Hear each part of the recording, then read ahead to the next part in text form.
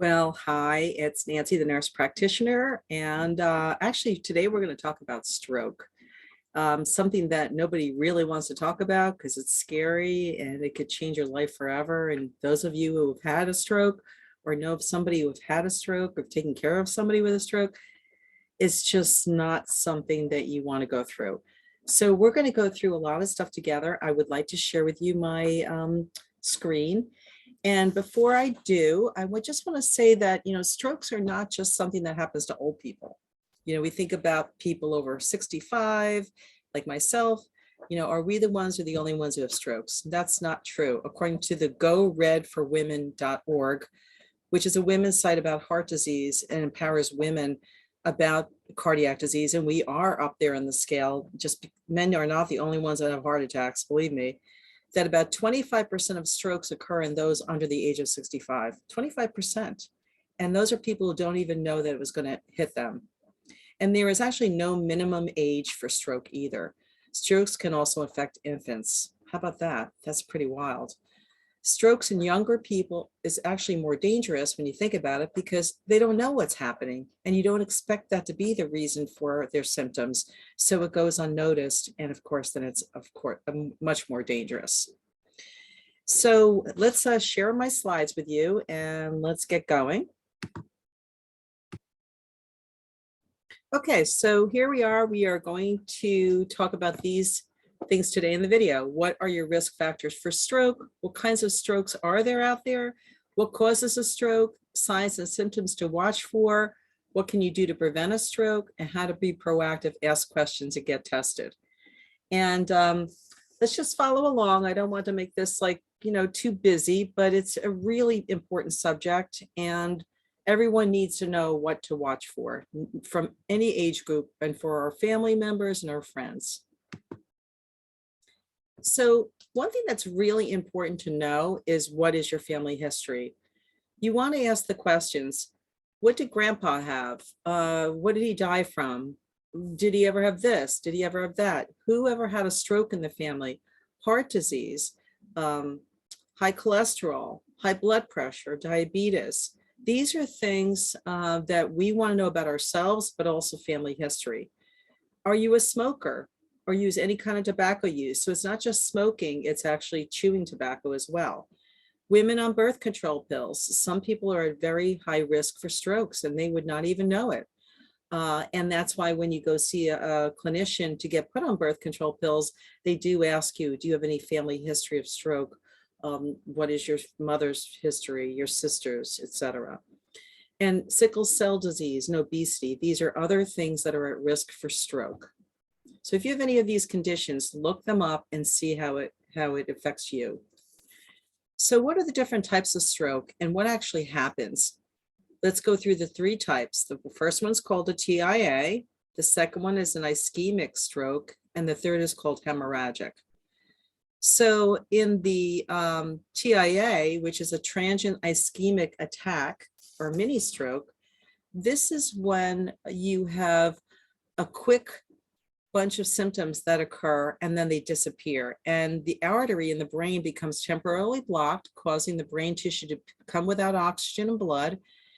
And they do resolve quickly. You might just have this funny numbness in your arm or your face is drooping at a meeting and then all of a sudden it disappears, or you can't find the words, or you're confused.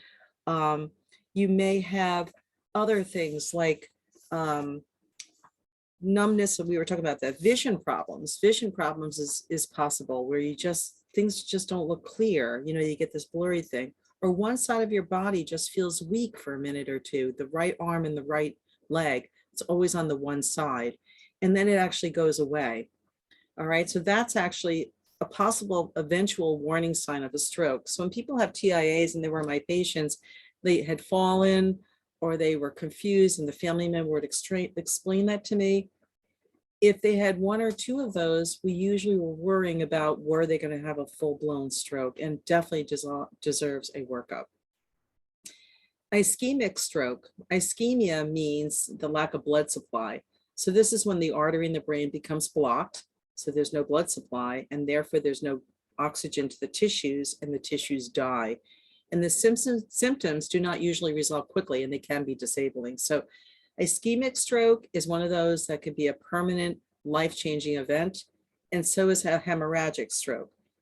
The hemorrhagic stroke is when there is a blockage in the artery or a weakened artery wall in the brain, and there's actually a bleed into the brain tissue, hemorrhaging. Okay, so symptoms do not usually resolve quickly, and they also can be disabling. So when you land up having these symptoms of a stroke, you're going to be worked up to determine whether it was a bleed or was it a clot. The ischemic stroke is the clot, and the hemorrhagic is the bleed. So this is what our brain looks like. This is what it looks like, that. And this is an artery in the brain. So it's just taking a cross section of this little piece here. And this is a big piece of cholesterol that is broken off and is actually caused plaque. And it could actually block a couple different artery bifurcations or branches there. So when a blood clot, it's caused by an irregular heart rate. And we're going to go over something that happened to me. I had some palpitations, and we're going to go over what I went through to determine if I was at risk for stroke. We're looking for atrial fibrillation, which we've all heard of now. That's very typical wording, or atrial flutter, which is what they thought I had. So a blood clot can travel when the heart is fluttering too fast. Instead of the blood flowing to the next ventricle, it just moves around like in a mixer in that one ventricle and doesn't go through, and it causes little clots, and then those get branched off into different parts of the arteries in the brain and the body. So the clot can travel from your heart to your brain. It can also be from some bleeding disorders like sickle cell or factor V Leiden. Now, factor V Leiden is actually an inherited blood clotting disorder due to a mutation of the blood's factor V protein. And this factor V Leiden protein increases the chance of clumps of blood clots developing. So women who have the disorder may develop blood clots during pregnancy. So for instance, people who keep miscarrying may actually have a problem with this factor V Leiden, and it might be an inherited disorder. And you don't get the whole story until you have conditions in your life that lead you to, maybe this is something that I have.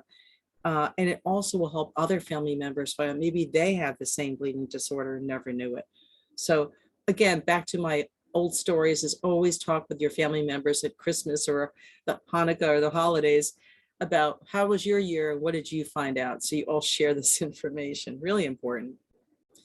And the second thing is a piece of plaque or cholesterol, like I mentioned earlier. The plaque builds up on the walls of the arteries, makes the artery more narrow, or closing off the artery, and sometimes pieces could just lodge into it and cause lack of blood flow. And as a result, the tissue dies. And as you can see up here, this is a sign of a brain tissue dying. And depending on where in the brain that the injury is will determine what kind of stroke that you may have. So here's some signs and symptoms to watch for. And you need to be proactive with anything in your life in order to stay well, right? How do we recognize signs of stroke? So here's a mnemonic that you can use. This is called Be Fast, and B stands for balance. Watch for sudden loss of your balance, your inability to walk, or you're feeling dizzy. Eyes, check your vision. You have sudden loss of vision in one eye. Like, what the heck? Why am I having no vision in this one eye? It could be because you're having a stroke. Face, look for an uneven smile. You're looking in the mirror, you're putting on lipstick. If you're, you put on lipstick and you're noticing that your face is drooping and that your lips are not smiling on both sides. On one side of your face, there's actually a drooping. You feel a numbness in that cheek, and then you see that the lip is actually drooping. An arm on the one side or a leg feels weaker than the other, and it's always on one side. It's not one arm and the other leg. It's always the one arm and leg on the same side. And then there's a sudden inability to have speaking and slurring speech, so that you're actually sitting in a meeting and all of a sudden you can't find your words and everything's slurred and you don't make any sense. Sudden headaches, severe headaches with nausea and vomiting. we should consider stroke or aneurysm, something like that. And any new onset of seizures definitely needs a full neurological workup. And whenever you have any of these symptoms, just call 911 because time is important. Time is what you need to get treatment right away. So can dizziness be a possible symptom of stroke? You know, a lot of people have vertigo, and vertigo is when the room is spinning. Either they're spinning around the room or the room is spinning around them. And it can be a symptom of an ischemic, which we know is lack of blood supply, posterior in the back of the brain, stroke. So there is a neurological exam that can be done. It's called HINTS, and that's a mnemonic for doing something called a head impulse, checking for nystagmus and skew deviation. And I'm just bringing this up because these are something that a neurologist can do. If you show up at the office with complaints of feeling like you have vertigo, and it's continuous and it's within the acute onset of 3 hours, we must consider stroke. And this exam, if it's performed within 48 hours of your symptom onset, has 100% sensitivity. And let's go over what that means, and also 96% specificity for diagnosing a stroke. Sensitivity means that all the people who have been tested with this particular neurological exam that were positive were true positive, and that percentage is high. And those that were true negative, which is specificity, were true negative. So it's a very, very good test to have done, and you can look up hints on Dr. Google if you want. So, all right, these are all the things we know about how we can prevent lots of problems in our life. All the things we love can kill us, as you know. Smoking, got to stop smoking. Make the decision to quit smoking. Smoking raises your blood pressure. It leads to other conditions such as cancer, circulation problems. Actually, you know all the things that smoking does, and stick to it. Try to get to programs. You know, it takes like 7 times for people of quitting to actually finally quit. It's just a hard thing to do. It's such an addictive thing, nicotine. So look into programs for support and keep going into them. Join a smoking support group. You know, I was at a laundromat doing laundry the other day, and a woman was there, and she says, I got to go out and do this dirty habit I have. I have to have a smoke. And she says, I've tried to quit so many times, but I hate this thing and I just want to stop. So for her to say that was really, really cool, because I mean, she is looking at that cigarette as a disgusting thing. She wishes it would go away, but she can't get rid of it. So she has never been on Wellbutrin, which is something you can do first. You start on a medication that actually makes you feel good and have a goal. It's actually an SSRI, which will help you think positive about quitting. It actually helps with the addiction behavior as well. And then you plan a date that you're going to quit smoking. You tell all your friends where all your hiding places are. You remove all your cigarettes from everywhere. You get rid of your money that you would use for smoking, and you're going to put it in a little bottle that you'll use for something you really like to get someday soon. But you want to make yourself a plan and then pick a quick quit date, put it on your calendar, and you get started. So that's one of the ways I taught my patients how to stop smoking. Second thing is developing healthy eating habits. Eat foods you know how to eat. We're supposed to bake, grill, broil, limit high-fat foods, eat more fruits and vegetables, eat lean meats, avoid alcohol. And you know, you could go to local grocery stores and actually sign up to have a dietitian take you through the store and show you how to read labels and which foods to eat and which ones not to eat. And you will just be able to really take pictures of things and stick with a basic diet that works for you. Physical activity, can't express that enough, that you need to get exercise. But if you have a chronic condition like COPD or something else, you may want to ask your clinician, what do I, to get in condition? What can I safely do? What am I allowed to do? But go slow, start slow. Don't expect a lot out of yourself. Stretch before you always exercise. I get on the floor every day and stretch. Thank God I do that. I don't think I'd be able to do much of anything if I didn't stretch. Look for small opportunities to get more activity, like park far away at the grocery store and walk to the store. further, take the stairs instead of the elevator. Okay, we know all this stuff. This is kind of like regular information we know. Decrease your stress. Learn how to have time for yourself for meditation. Get your blood pressure checked regularly. If you need to get your own machine, get one. They're self-monitoring. Put your feet on the floor. Check both arms. I am going to be doing a YouTube video on my channel, this channel, Caregiver Success, on how to check your own blood pressure and some things you can do to reduce your blood pressure. So we'll be going over that. Maintaining healthy blood sugars.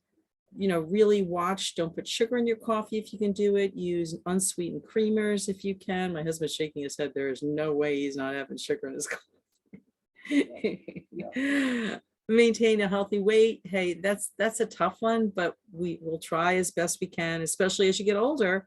You know, your metabolism changes and you just kind of drag on more weight. Okay, and take medications as ordered until you get the clearance to stop some of them. And get regular checkups, okay? Physicals, blood pressure checks, you know, eye exams. Eye exams are really important because you can see a lot in the back of the eye, a dilated eye, okay? So some tests that you can have done to check your risk. So I was having what I thought was atrial flutter. I was having frequent palpitations. I'd lay down and I'd feel these flutters in my chest. They were really making me crazy. So I had a Holter monitor inserted, you know, put on my chest. And this is what it looked like.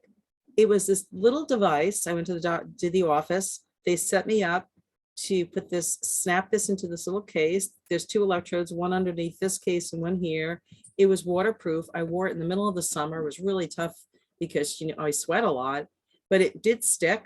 And I didn't have to recharge the battery. And every time I had some blip or palpitation, I'd hit the button and I'd record in a little book what my results were and the time that it happened and what I was doing. And this is the little book that I got with it. And then you actually return it in this case. My Holter monitor was for 2 weeks.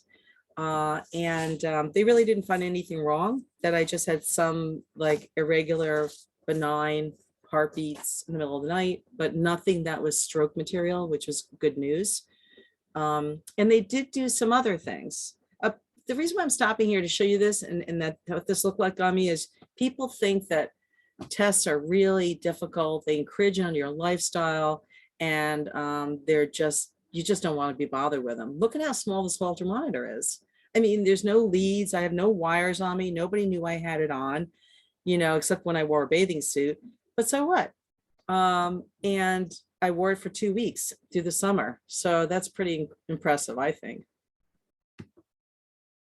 And then this is another test I had done. And I had this done, I did another video on high cholesterol, which I also have for coronary heart scan. And this was a very cheap test that Medicare did not pay for, or my insurance did not pay for, but it was only like $100.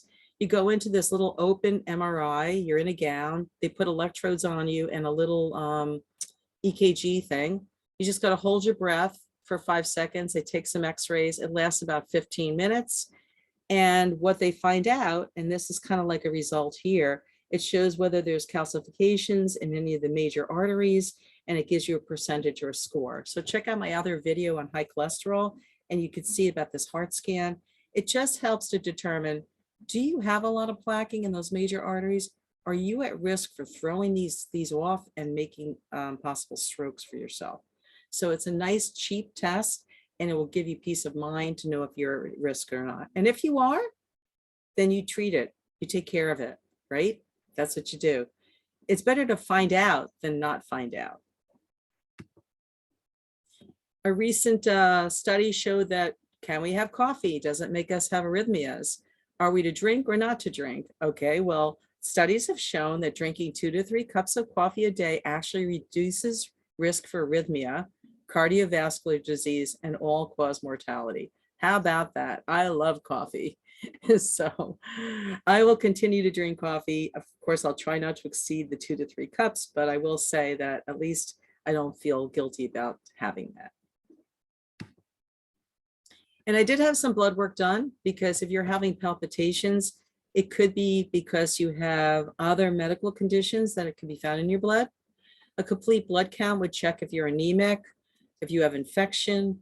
You can have your thyroid test done, and thyroid's really important to do, your TSH, thyroid stimulating hormone, or T3 and T4. These were the results of my thyroid tests. And of course, sometimes when you turn over a leaf, you find another problem under another leaf. So it's like, oh, great. And I've never had a thyroid TSH that was above 2. So this was a little bit over a normal. And we'll go over something in a minute. And also they'll check your electrolytes. Is your sodium high? Is your potassium high or low? Is your kidney function test good? All those things are important to have in harmony in order to make your heart pumping properly and having good results.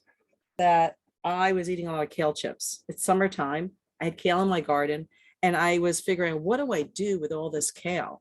So I started to Google what to do with them, and I made kale chips, lots of them. And if you can imagine a kale leaf being this big, and there are 30 or 40 of them in a bunch, and you put them on a pan with oil and pepper, and you bake them, when they come out, 40 of them make a pile like this, and they're chips, and they're so easy to eat. Well, it turned out that kale chips actually are a goitrogen, which means that they actually, they prevent your thyroid from getting the iodine and converting hormones. And so I think my TSH went up because of all the kale chips. So I happened to tell that to my cardiologist, who thought that was very interesting. And it seemed to be seasonal. So in 6 months, I'm going to have my thyroid checked again. Hey, my Holter monitor was normal. My thyroid is a little off. We'll check it again. I think it was the kale, which is interesting. And if you have thyroid trouble, look up other things you shouldn't be eating. And eventually I will do a video on that, because there's things like cruciferous, like Brussels sprouts and things you can't have lots and lots of. They do affect your thyroid. So look that up, okay? And so this cool book that I got from American Heart Association, looks like that, just like I'm showing you here. It's the 911 warning signs and actions for heart disease and stroke. And they have a lot of educational booklets, and here they are: nutrition and weight, smoking, cholesterol, high blood pressure. So if you were to call their number, and I'm going to give that here to you, 1-800-AHA for American Heart Association, USA 1, or you can go to your nearest heart association in any town you live in. They will actually get you these brochures and will help you. Found that to be very, very interesting. And on the back of the book, it says knowledge is power. So learn and live. So the more you know about taking care of yourself, the better you will do in preventing stroke, because strokes are preventable. Strokes can be prevented. And who wants to live in a wheelchair for the rest of your life, or not speak or be able to be understood for years? It's like a nightmare, a living nightmare. So let me come back to me. And I want to share with you one more thing. First of all, I want you to go to my YouTube channel, Caregiver Success, and subscribe. I got oodles of videos for you as we age together. Me, Nancy, the NP. Here's my book I wrote for you on all sorts of caregiving stuff, from how to write a healthcare, get a healthcare proxy, storing medication, fall prevention, all sorts of stuff. Big, big book. It's called Caregiver Success. You can get it on Amazon. You can get it on caregiversuccess.com. And if you are interested in more than one copy, maybe 10 copies, if you email me at Nancy, THENP@gmail.com, we can make arrangements to get you like 10 books at a time. Check it out. Really nice book. It's also on an ebook for $5 on my caregiversuccess.com page. So thanks for joining me. See you at the next video. Stay well, everyone. Stay out of trouble. Take care. Bye now.